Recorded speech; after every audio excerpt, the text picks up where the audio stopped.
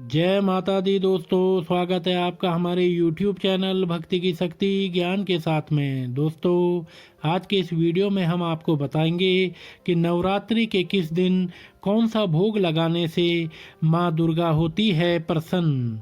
दोस्तों, नवरात्रि के दौरान 9 दिनों तक माँ दुर्गा के 9 स्वरूपों की पूजा अर्चना बड़े धूमधाम से की जाती है। ऐसी मान्यता है कि नवरात्रि के समय देवी माँ अपने भक्तों के बीच रहती है। इस दौरान उनकी सच्चे मन से पूजा अर्चना और उपवास करने से उनका आशीर्वाद प्राप्त होता है। इसके साथ ही नवरात्रि के दौरान देवी दुर्गा को लगाए जाने वाले भोग का भी विशेष महत्व होता है। नवरात्रि सबसे अधिक मनाए जाने वाले हिंदू त्योहारों में से एक है, जो भक्ति, उपवास और उत्सव का समय है। इन 9 दिनों के दौरान भक्त देवी दुर्गा के 9 रूपों की पूजा करते हैं, जिन्हें नव दुर्गा के रूप में जाना जाता है। अत्यंत श्रद्धा के साथ साल 2024 में यह 9 दिवसीय उत्सव गुरुवार 3 अक्टूबर से शुरू हो चुका है और शनिवार 12 अक्टूबर को समाप्त होगा। नवरात्रि का प्रत्येक दिन माँ दुर्गा के अलग अलग स्वरूप को समर्पित होता है, जो विभिन्न दिव्य गुणों का प्रतीक है।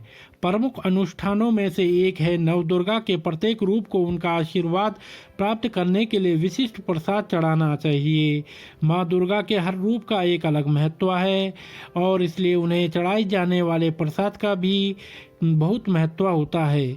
माता के प्रसाद को शुभ माना जाता है और माना जाता है कि इससे देवी प्रसन्न होती हैं, उनकी दया और कृपा का आह्वान करती हैं। आइए जानते हैं कि 2024 में नवरात्रि के प्रत्येक दिन आप कौन से पारंपरिक भोग चढ़ा सकते हैं। सबसे पहले दिन माता शैलपुत्री को देसी घी काफ़ी प्रिय है। नवरात्रि का पहला दिन पहाड़ों की बेटी देवी शैलपुत्री को समर्पित है। इस रूप में माँ दुर्गा ब्रह्मा, विष्णु और शिव की शक्तियों का प्रतीक है। मान्यता है कि जो भक्त पहले दिन भोग के रूप में देवी को देसी घी चढ़ाते हैं, उनके परिवार के लोग स्वास्थ्य और खुशी रहते हैं। यह शुभ प्रसाद देवी के प्रति पवित्रता और भक्ति का भी प्रतीक है। दूसरे दिन देवी ब्रह्मचारिणी के लिए चीनी। दूसरे दिन देवी ब्रह्मचारिणी की पूजा की जाती है। वह तपस्या और तपस्या का प्रतिनिधित्व करती है। इस दिन का प्रसाद साधारण चीनी है, जो जीवन की मिठास और देवी की शांत दृढ़ता का प्रतीक है। भोग के रूप में चीनी चढ़ाने से भक्तों को उनके गुणों का आत्मसात करने और मन की शांति प्राप्त करने में मदद मिलती है। तीसरे दिन देवी चंद्रघंटा के लिए खीर। तीसरे दिन देवी चंद्रघंटा माँ पार्वती के विवाहित रूप की पूजा की जाती है। भगवान शिव से विवाह करने के बाद वो अपने माथे पर अर्धचंद्र सजाती हैं। यही वजह है कि उन्हें चंद्रघंटा कहा जाता है। भक्त देवी को समर्पित खीर का भोग लगाते हैं। ऐसा माना जाता है कि यह भोग बाधाओं को दूर करने के लिए साहस और शक्ति प्रदान करता है। चौथे दिन देवी कुष्मांडा के लिए मालपुआ। नवरात्रि का चौथा दिन देवी कुष्मांडा को समर्पित है, जो अंधकार को दूर करने वाली और अपनी चमक के लिए जानी जाती है। उन्हें प्रसन्न करने के लिए मालपुआ का भोग लगाया जाता है।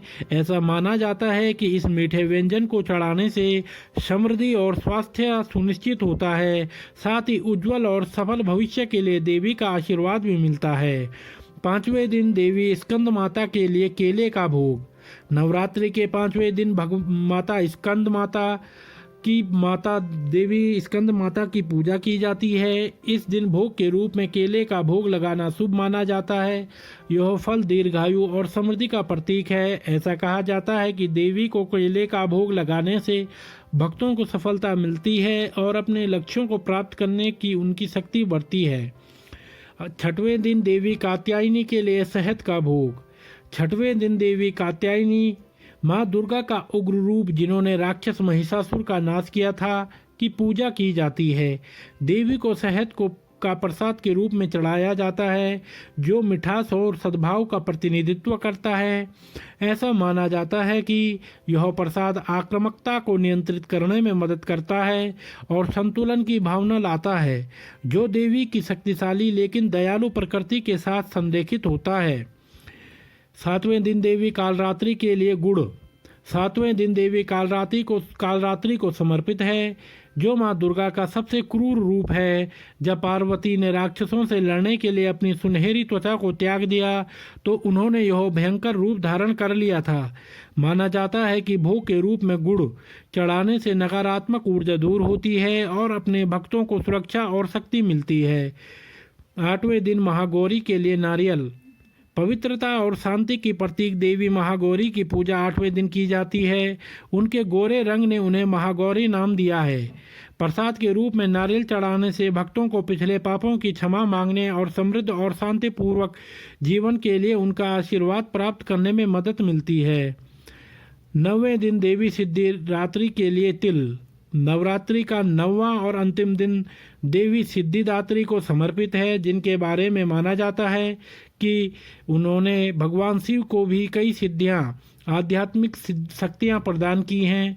इस दिन तिल का भोग लगाया जाता है। ऐसा कहा जाता है कि तिल का भोग लगाने से सभी प्रकार की सिद्धियां प्राप्त होती हैं और आध्यात्मिक ज्ञान प्राप्त होता है। नवरात्रि प्रसाद ईश्वर से जुड़ने का एक तरीका व नवदुर्गा के स्वरूपों को चढ़ाए जाने वाले प्रत्येक भोग का अपना महत्व होता है और यह भक्तों के लिए अपने प्रेम और भक्ति को व्यक्त करने का एक तरीका है। नवरात्रि के प्रत्येक दिन सही प्रसाद चढ़ाने से माता दुर्गा की दिव्य कृपा प्राप्त होती है, जिससे परिवार में शांति, समृद्धि और का आशीर्वाद आता है। इन पारंपरिक भोगों का पालन करके भक्त नवरात्रि 2024 को भक्ति के साथ मना सकते हैं। तो दोस्तों, अगर आपको यह वीडियो पसंद आया हो तो आप हमारे चैनल को लाइक, कमेंट, शेयर, सब्सक्राइब अवश्य करें और बेल आइकन दबाना ना भूलें, जिससे हमारी आने वाली वीडियोस की नोटिफिकेशन आप तक सही समय से पहुंचती रहेंगी। तो आप सभी मित्रों का बहुत बहुत धन्यवाद। जय माता दी।